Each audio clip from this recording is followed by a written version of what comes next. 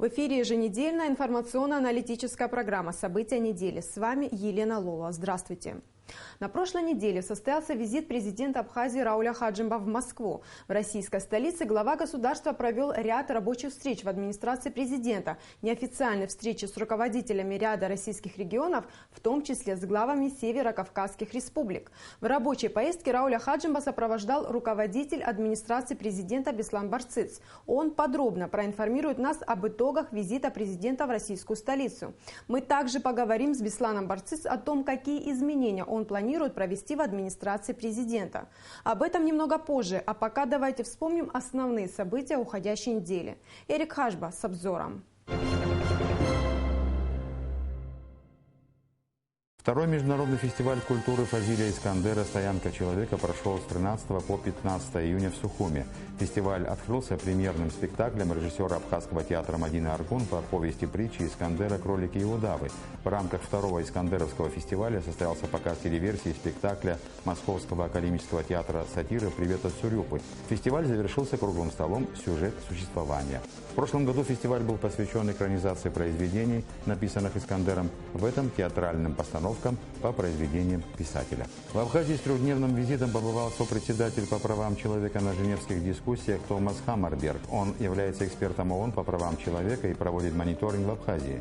Томас Хаммарберг в Абхазии провел встречи с представителями власти и гражданского общества, беседовал с журналистами. Во вторник он встретился с членами общественной палаты и заслушал ситуацию с правами человека. На встрече говорилось, в частности, о том, что мировое сообщество ограничивает граждан Абхазии в свободном передвижении по миру, не признает их паспорта. Это приводит к изоляции и нарушает права граждан республики. Томас Хаммарберг пообещал все озвученные на встрече проблемы включить в свой доклад и довести до сведения представителей Совета Европы. При содействии Международного фонда АПСН в Абхазии на этой неделе побывали специалисты из Еревана во главе с главным детским ортопедом, невропатологом столицы Армении, профессором Даниеляном в сопровождении двух ведущих невропатологов города. Армянские врачи провели в Сухумской детской поликлинике консультативный прием детей со сложной неврологической и ортопедической патологией. Всего было осмотрено около 300 больных детей.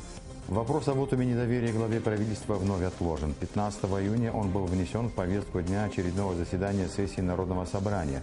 Премьер-министра Артура Миквабия на заседании не было, а по регламенту этот вопрос не может рассматриваться в его отсутствие. По мнению инициатора отставки депутата Алмаса Джапуа, есть достаточно оснований для рассмотрения вопроса об объявлении вотума недоверия главе Кабинета министров и передаче материалов в Генпрокуратуру. Депутат обвиняет премьера, в частности, в срыве паспортизации населения Абхазии до момента проведения выборов в органы местного самоуправления, в неисполнении большого количества постановлений парламента, а также, что его сын владеет фирмой, поставляющей в Абхазию материалы для гемодиализа.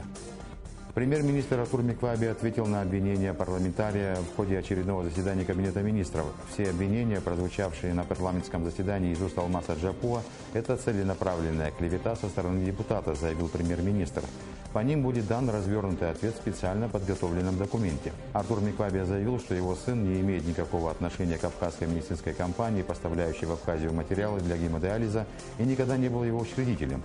Кабинет министров Абхазии на очередном заседании утвердил 3 положения о лицензировании деятельности по импорту табачных изделий, хранению и оптовой продаже горюче-смазочных материалов, пассажирским и грузовым перевозкам автомобильным транспортом. Члены правительства приняли решение об объединении 5 экскурсбюро и автобазы «Турист» в национальную туристическую компанию, а также дали согласие на предоставление в аренду земельных участков в Гагрском и Гудаутском районах под строительство санаторно-курортных объектов. Для прозрачности и недопущения фальсификации на референдуме депутаты парламента на заседании сессии ввели институт наблюдателя. В первом чтении они также приняли постановление об административно-территориальном делении и названии населенных пунктов Республики Абхазия. По предложению разработчика проекта депутата Валерия Кварча следует восстановить географические названия восточных районов республики. К примеру, города Чамчира им предложено переименовать в Ачамчиру, а одно из сел этого района, Атара-Армянская, в Атару-Ирман. Позже на встрече президента Рауля Хаджимба с членами общественной палаты глава государства сообщил, что вопрос о переименовании Ачамчиры в Ачамчиру снят с повестки. Тема готовности к проведению референдума, назначенного на 10 июля, обсуждалась на заседании Совета Безопасности под председательством президента Рауля Хаджимба. По словам президента, будут созданы все условия для проведения всенародного голосования и исключительно в рамках закона. Глава государства выразил уверенность в том, что принятое Народным собранием решение о введении института наблюдателей повысит доверие граждан к результатам плебисцита. В ходе реализации оперативной информации сотрудники отдела по борьбе с контрабандой и таможенными правонарушениями таможенного управления ГАЛ 14 июня в населенном пункте Атабая Галского района обнаружили около 1000 килограммов овощей и фруктов, ввезенных на таможенную территорию Абхазии вне установленных пунктов пропуска и таможенного контроля. Сельскохозяйственная продукция была складирована в подвальном помещении нежилого дома, расположенного в непосредственной близости от государственной границы. По данному факту отделом дознания и таможенных расследований Государственного таможенного комитета Абхазии возбуждено дело об административных правонарушениях. На прошедшем с 14 по 15 июня в Женеве 36-м раунде международных дискуссий по безопасности и стабильности в Закавказье абхазская сторона выразила свое негативное отношение к принятой 7 июня на Генеральной Ассамблее ООН внесенной Грузией резолюции по беженцам. Делегации Абхазии, Южной Осетии и Российской Федерации выразили консолидированную позицию о том, что практика принятия односторонней и необъективной резолюции, предложенной по инициативе Грузии, существенно осложняет работу женевских дискуссий. Перед началом обсуждения проблемы беженцев во второй рабочей группе абхазские, российские и юго-осетинские участники в знак протеста покинули зал заседаний. В связи с ежегодным докладом Госдепартамента США о правах человека абхазская делегация распространила комментарии МИД республики. В нем, в частности, говорится, что этот доклад носит необъективный характер, основывается на информации, полученной от представителей нелегитимного так называемого правительства Автономной Республики Абхазии в изгнании. В ходе встречи обсуждался трагический инцидент, произошедший в мае на абхазо-грузинской госгранице, в результате которого погиб человек. Абхазская сторона, комментируя произошедшее, заявила о том, что по данному случаю военной прокуратурой ведется официальное расследование. В Риме открылся Абхазский институт культуры, сообщает отдел информации МИДа Абхазии. Церемония открытия состоялась в пятницу 17 июня. Это первый в Италии и за рубежом институт культуры Абхазии. На церемонии открытия присутствовали министр иностранных дел Абхазии Вячеслав Черикба, его заместитель Кан Таня и начальник отдела информации МИД Тенгиз Тарба.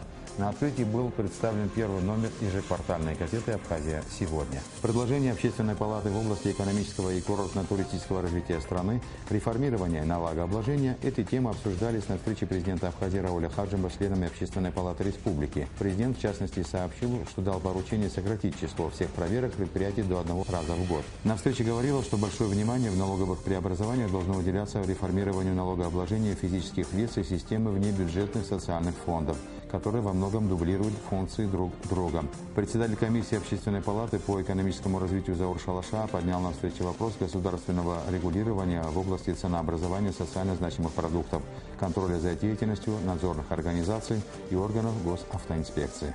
Мы должны научиться говорить друг с другом. При всем том, что есть вопросы, которые не всегда, может, правильно воспринимаются, но они есть и их нужно решать.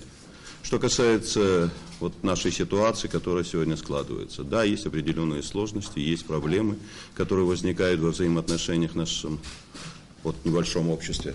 Но я надеюсь на то, что все вопросы будут решаться цивилизованно.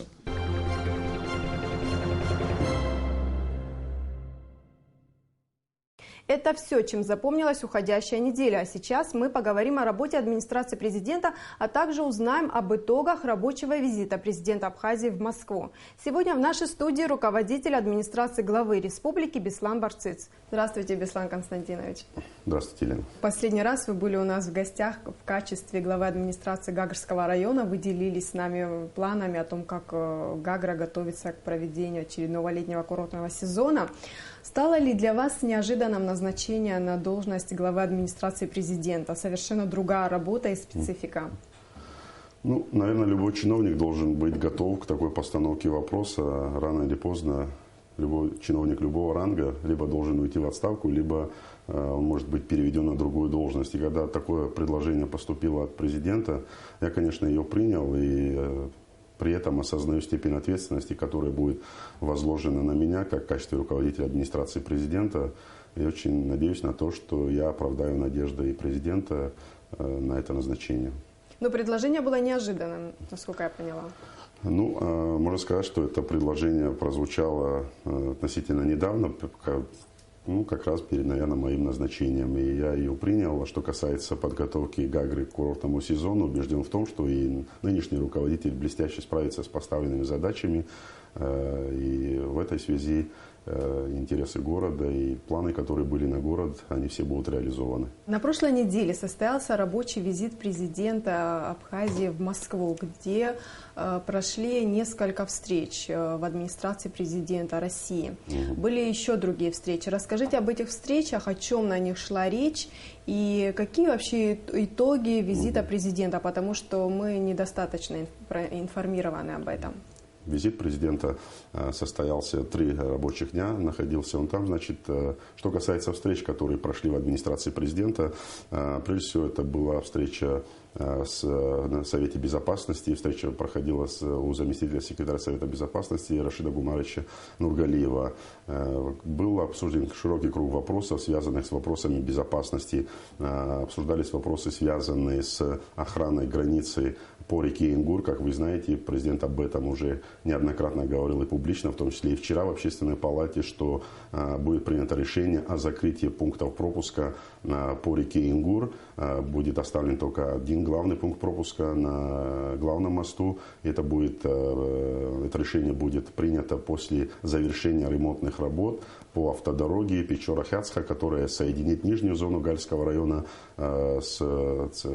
непосредственно уже с городом Гал и прилегающей границей к пункту пропуска территории. Как только эти работы будут завершены, они уже близятся к завершению. Буквально вчера разговаривал на эту тему с главой администрации. В течение ближайших 2 недель ремонтные работы будут завершены. Соответствующее транспортное обслуживание нижней зоны качественное пойдет, своевременное по графику. И люди не будут испытывать трудности. И те, кто изъявит желание посетить территорию, скажем, Зугдитского района, и один пункт пропуска будет оставлен. Эти вопросы были обсуждены на этой встрече тоже, потому что это влечет за собой ряд действий со стороны пограничников Российской Федерации и нашего погранотряда, который осуществляет совместную охрану границ. Это не такое простое действие, как закрытие пункта пропуска, это демонтаж оборудования, это, в конце концов, это судьбы людей, которые работают на этих пунктах пропуска. Эти все вопросы будут сняты. Это один из вопросов, которые обсуждали заместитель секретаря Совета Безопасности и глава нашего государства. Также очень актуальный вопрос стоит, это пункт пропуска по абхазо-российской границе по реке Псоу.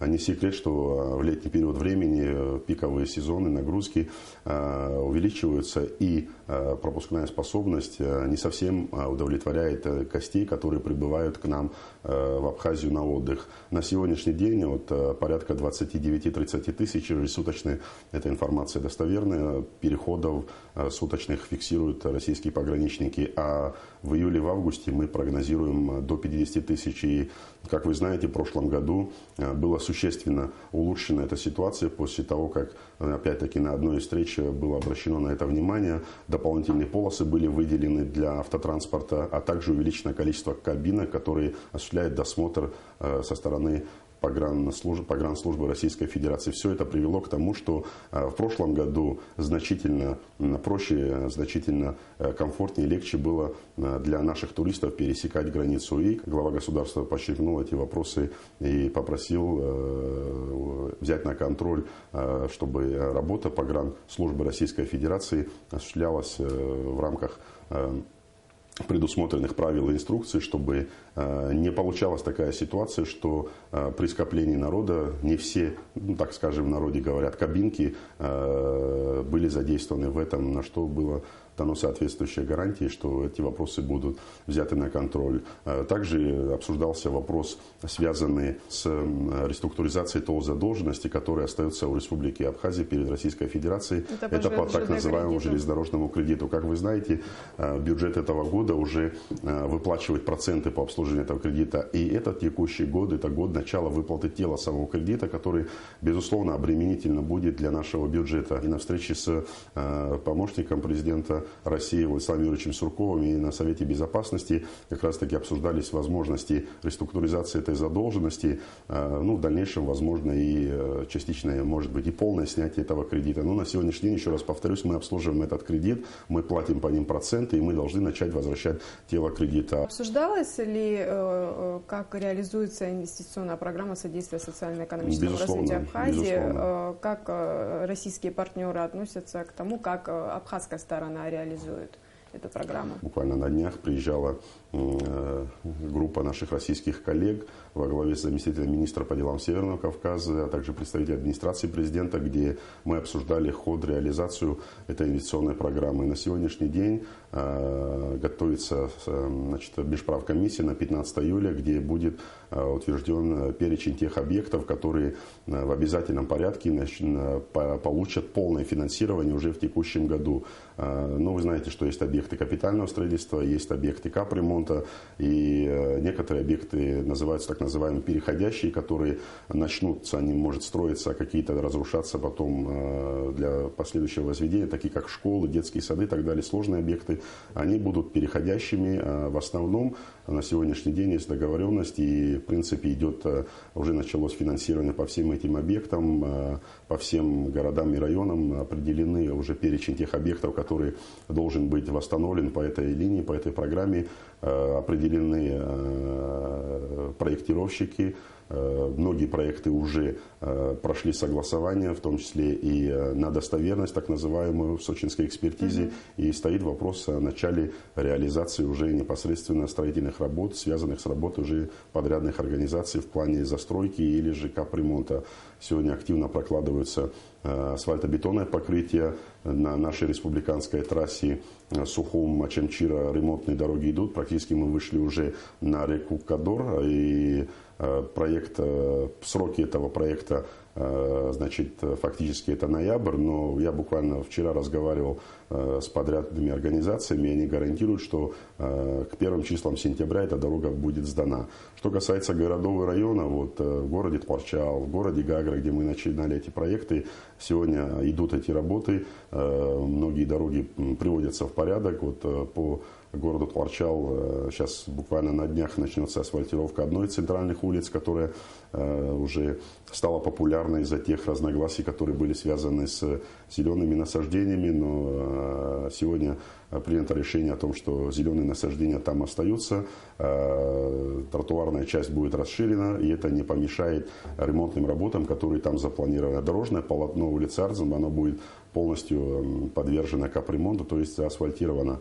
И также по всем городам и районам. А есть ли в планах асфальтирования внутри сухумских дорог? Безусловно, внутри города Сухум также предусмотрены асфальтные работы. Это предусмотрены и инвестпрограмма, и сама столичная администрация, ее силами собственных бюджетных возможностей. Они также запланировали асфальтировку части улиц. На некоторых улицах это будет носить характер ямочного ремонта, но некоторые улицы подпадают под инвестпрограмму. То, что вы перечислили о встречах президента в Москве, да. Это все темы, которые поднимались, да? Может быть, еще какие-то вопросы? Я хотел бы еще остановиться на чем многие люди по-разному истолковывали посещение президентом двух спортивных мероприятий. Прежде всего, хотел бы остановиться на международном кубке президента Абхазии по конкуру, который разыгрывался в Москве. Хочу, чтобы было понимание, 30 стран-участников было на этом мероприятии, и это мероприятие проходило при поддержке президента Абхазии. И то, что призерами и обладателями Кубка президента Абхазии стали представители стран Евросоюза, и то, что Кубок Абхазии из рук президента Абхазии приняли страны, скажем так, которые еще нас не признали, это даже символично, эта информация будет подано в спортивном сообществе страны-обладателя. Там первое и второе место осталось за странами Евросоюза, третье место заняла команда России. Под гимн страны-победительницы вручался этот кубок. Считаю, что это имеет не только спортивное значение, в том числе и для нас. А что касается мероприятия, которое называется Кубок президента России, очень положительно было воспринимать то, что участие абхазской команды придало этому турниру статус международного, и то, что абхазский флаг флаг развивался на этой трибуне, зная, какое отношение в Абхазии к онному виду спорта. И мы приложили усилия для того, чтобы заявить нашу команду туда. В принципе, это было одобрено со стороны России. И одна из представителей нашей команды заняли в том числе и призовое место. Это тоже очень положительное значение имеет для нас. Помимо этого, на это мероприятие у президента была возможность для встреч с главами многих субъектов федерации, это прежде всего и руководители северокавказских республик. Была встреча с министром сельского хозяйства Российской Федерации, где между президентом нашей страны и министром сельского хозяйства Ткачевым были обсуждены вопросы, связанные с возможностью поддержки сельского хозяйства Абхазии из средств, предусмотренных на развитие Минсельхоза России. Они договорились о том, что в ближайшее время мы профильные ведомства командируем для встречи с коллегами из Москвы, и те гарантируют нам оказать помощь. Может быть, это будет в виде какой-то техники или так далее, предоставления какой-то возможности. Подчеркиваю, безвозмездно, не ведет речь о какой-то кредитной линии или же о каком-то лизинге. Да, вот на таких мероприятиях и зачастую на таких мероприятиях тоже решаются очень важные мероприятия. Вы совершенно правильно отметили, потому что турниры такого уровня, такого ранга посещают руководители высокого уровня, и приглашения на них получают, и не случайно наш президент получил приглашение. Беслан Константинович, я бы сейчас хотела с вами поговорить о работе, о деятельности администрации президента. Этот государственный орган принимает участие практически во всех решениях, связанных с деятельностью президента. К вам стекается большой объем информации. Ну, скажем прямо, население недостаточно хорошо информировано о деятельности администрации. Кто у вас отвечает за информационную политику и что вы намерены предпринять для изменения ситуации вот в этом направлении? Вы совершенно, наверное, правильно подметили, что недостаточное информирование, я бы добавил больше, не только о деятельности администрации президента, но и от президента самого. Поэтому недостаточность информационного поля и недостаточное освещение событий, мероприятий, поручений, исполнение поручений президента – это одна из задач, которые как раз-таки президент передо мной поставил, когда предложил эту должность. И я думаю, что в ближайшее время мы предпримем ряд, в том числе и кадровых решений, которые будут направлены на усиление этой работы. Прежде всего, это управление информацией и экспертное управление, на которых возлагается и информационное обеспечение деятельности. Я лично склонен считать так, что все СМИ Абхазии, вне зависимости от того, государственные они или независимые, должны иметь равный доступ к получению информации. И в этой связи, я думаю, что в ближайшее время те новые силы, которые придут к нам в плане информационного поля, они как раз-таки перед ними будет поставлена такая задача. Давайте о структуре администрации президента поговорим. Скажите, насколько она эффективная, насколько она оперативная? Какое количество сотрудников у вас обеспечивает работу администрации президента? И что бы вы тоже хотели бы поменять в этом направлении? Первое, что я сделал, когда приступил к исполнению своих обязанностей, я просто попросил структуры и увидел следующее. Значит, фактически порядка 70 человек сегодня обеспечивают работу администрации президента, не считая техперсонала и так далее. Это по управлениям и отделам, которые сегодня канцелярии, которые функционируют в администрации президента. Безусловно, конечно, будут какие-то изменения, какие-то перестановки и в структуре. Мы намечаем какую-то реорганизационную работу. Это все тоже произойдет в ближайшее время, и все наши действия будут направлены исключительно на улучшение и качества работы, и динамику работы администрации президента в целом. А вы готовы принимать новых сотрудников по конкурсу? При приеме на работу в любое управление или отдел администрации президента предпочтение будет отдаваться исключительно профессиональным качествам сотрудника, но никоим образом, прошу прощения, не родственным или дружеским отношениям. Во главу угла будет поставлено то, что мы ждем от нового сотрудника. Прежде всего, это его уровень образования, опыт работы. Этот человек должен обладать теми качествами, которые позволят ему работать в коллективе и приносить пользу. Так поставлю вопрос. В Абхазии большой управленческий аппарат. на содержание которого уходит львиная доля бюджетных средств. Ровно год назад президент поставил в рамках реформы госуправления задачу о сокращении штатов во всех государственных структурах как минимум на 15%. Как прошла оптимизация в администрации президента? На тот момент, как вы знаете, я возглавлял администрацию Гагарского района. Там мы провели эту оптимизацию штатной численности и приблизили ее к 15%. То же самое прошло по всем министерствам и ведомствам. Что касается кабинета министров, аппарата правительства, я знаю, что они тоже доложили о том, что эта оптимизация прошла. На тот момент, какой был штат сотрудников аппарата администрации президента и как он сопоставим с тем, что есть сейчас, честно говоря, я сейчас не готов вам ответить, но еще раз повторяюсь, вот то, что мы сейчас предполагаем структурные изменения в работе аппарата администрации президента, допускаю, что мы можем еще прийти к какому-либо сокращению. И это будет сделано исключительно в целях улучшения качества работы. А что за структурные изменения? Вы можете поконкретнее сказать? Вы знаете, я думаю, что сейчас я, наверное, не вправе об этом говорить, прежде чем я представлю эти предложения президенту. После того, как получу на это одобрение, это все мы можем предоставить информацию, и это все будет опубликовано, никаких секретов мы из этого не делаем. Понятно. Ну, вот неоднократно говорилось о том, что идет дублирование функций администрации президента и правительства. И поднимался вопрос об упразднении должности премьер-министра и вице-премьеров и создании единого органа исполнительной власти. Скажите, как вы относитесь к этой идее? Есть разные точки зрения по поводу озвученных вами вопросов. Это предмет долгих обсуждений. Этот вопрос активно обсуждается в абхазском обществе уже, я не совру, наверное, если скажу, что с 2004-2005 года. И те реформы, о которых говорил наш президент, они в действии. Было просто разбито на 3 этапа. Если вот вы прекрасно знаете о том, что первый этап предполагаемых реформ, оно коснулось органов местного самоуправления. Вы знаете, что нынешние созывы на районных и городских собраний прошли уже с новыми требованиями законодательства, связанное с органами местного самоуправления. Порядок назначения глав администрации городов и районов изменился. То, что сегодня с согласия, именно исключительно согласия районных и городских администраций назначается глава района, говорит о том, что полномочия собраний существенно увеличились, расширились. Помните, относительно недавно по всем городам и районам прошла процедура согласования глав городских и районных администраций. И все кандидатуры, предложенные президентом, были утверждены. Ну, это уже право депутатов.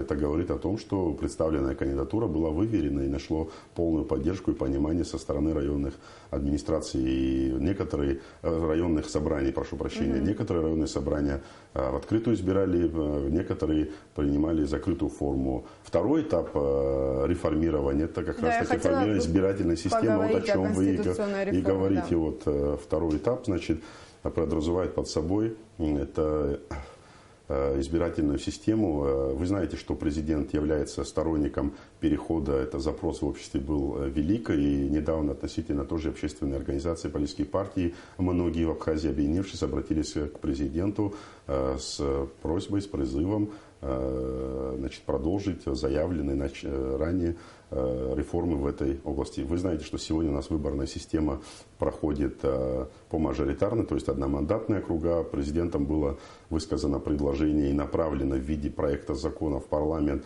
о переходе на смешанную систему, то есть и по партийным спискам части депутатов, чтобы избиралась часть по одномандатным. Но парламент, к сожалению, парламент, к сожалению, этот законопроект отклонил, не поддержал его, вынесенный в первом чтении. Но чуть позже парламент сам инициировал, в принципе, тот же порядок избрания, но уже с изменением количественного состава. В проекте, который представлял президент, количественный состав равнялся 45. Парламент отклонил, но представленный уже законопроект как инициативу группы депутатов, там уже 55 депутатов заявлено. В здании Народного собрания, вы как журналистка бываете, вы там с трудом освещаете, помещаетесь в этом зале заседания. Извините, невозможно там нет возможности для полноценной работы. Элементарно, когда депутат парламента, 3 депутата парламента находятся в одном рабочем кабинете, это, наверное, не совсем комфортно и не совсем положительно может влиять на качество работы. Плюс и обеспечение депутатской деятельности, не говорим плюс уже еще, о финансовых затратах, транспортном обслуживании и так далее. И, наверное, наше общество, мы все помним, как критически отозвались люди, когда говорили о 55 депутатах. Это, наверное, не совсем воспринимается.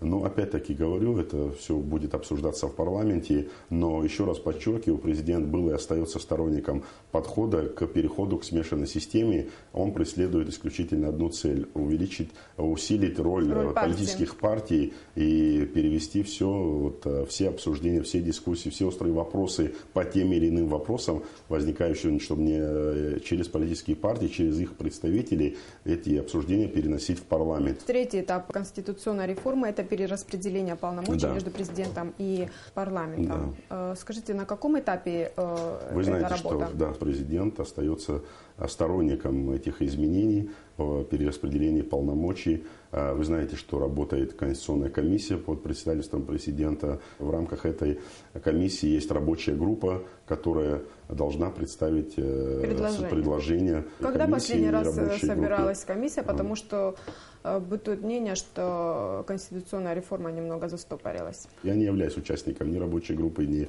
президентской комиссии, поэтому сейчас по графику их работы мне сложно вам ответить, но знаю, что они регулярно встречались, обменивались мнениями и должны были выйти на предложение уже на комиссию вынести. Одна из функций администрации президента – следить за тем, как исполняются поручения главы государства. Как в этом направлении идет работа? Государственное правовое управление администрации президента и сектор госконтроля осуществляет контроль за исполнением поручений президента.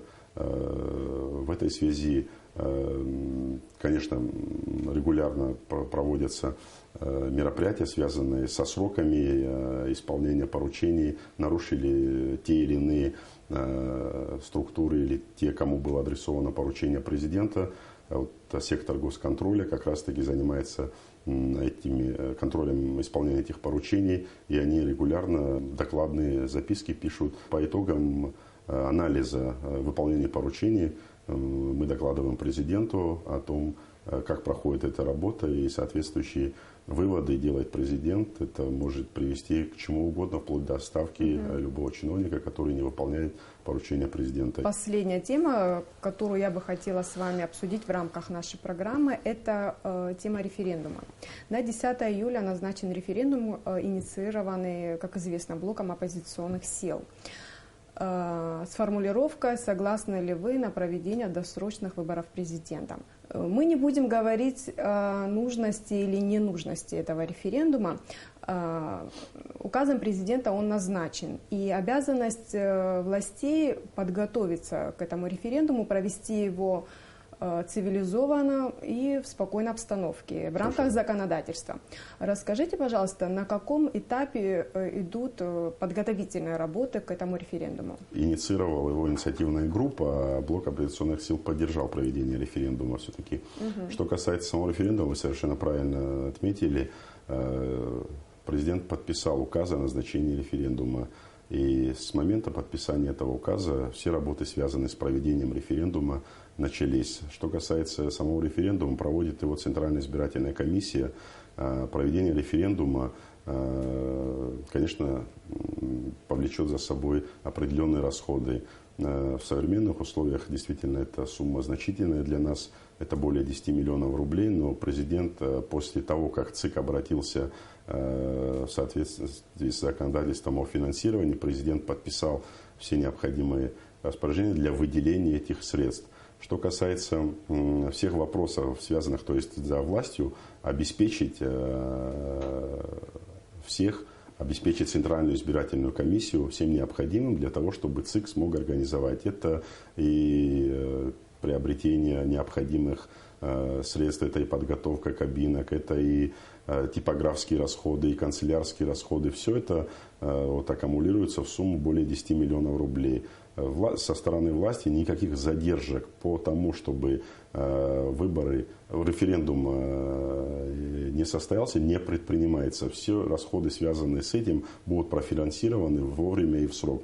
А работа Центральной избирательной комиссии, все те заявки, которые они могут подать для того, чтобы, связанные с расходной частью предполагаемых работ, они будут своевременно и в срок выплачены. Более того, я хочу напомнить вам одно из пунктов указа, где как раз таки президент поручил Министерству внутренних дел без взимания платы осуществить обмен паспортов с истекшим сроком действия. Вот в этом вопросе еще раз хочу остановиться, чтобы было понимание. Как вы знаете, что на референдум те, кто изъявит желание, должны при себе иметь документы, удостоверяющие личность. Это паспорт образца 2006 года. Значит, в 2006 году началась выдача этих паспортов, и какое-то количество на сегодняшний день является просроченным. А большое это количество? Известна цифра? В ближайшее время я сейчас точную цифру я получу. Какое количество бы это ни было,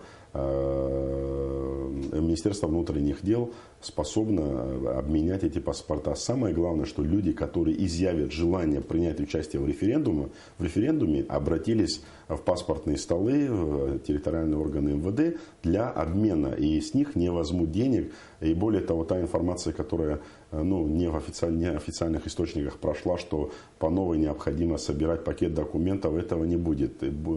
Паспорт с истекшим сроком действия, заявитель приходит в паспортный стол, пакет документов, который он подавал на тот момент, когда получал первичный паспорт, он достаточен, и ему оперативно обменяют. То есть в этом вопросе прошу, чтобы никто не спекулировал, обмен паспортов будет осуществляться оперативно и в срок. Блок оппозиционных сил сделал заявление, в котором выражается обеспокоенность, что руководители ряда министерств и ведомств призывают своих сотрудников не принимать участие в референдуме.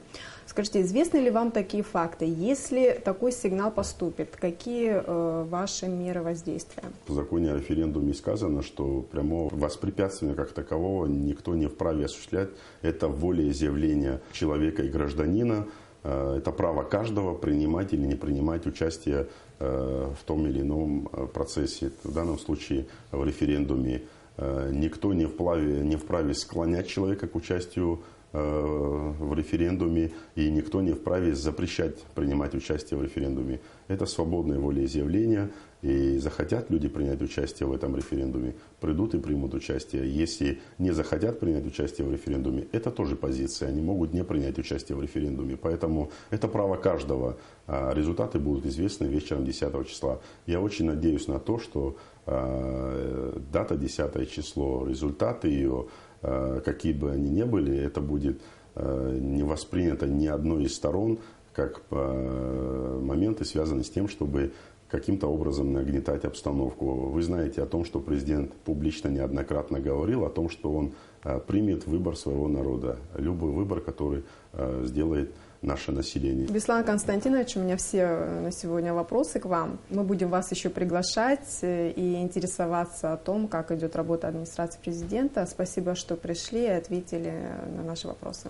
Спасибо, Елена, за предоставленную возможность пообщаться в эфире нашего телевидения. До свидания. Всего доброго. Уважаемые телезрители, а я напоминаю, в студии был руководитель администрации президента Беслан Барцыц. На сегодня это все. Спасибо, что смотрели нас. До встречи.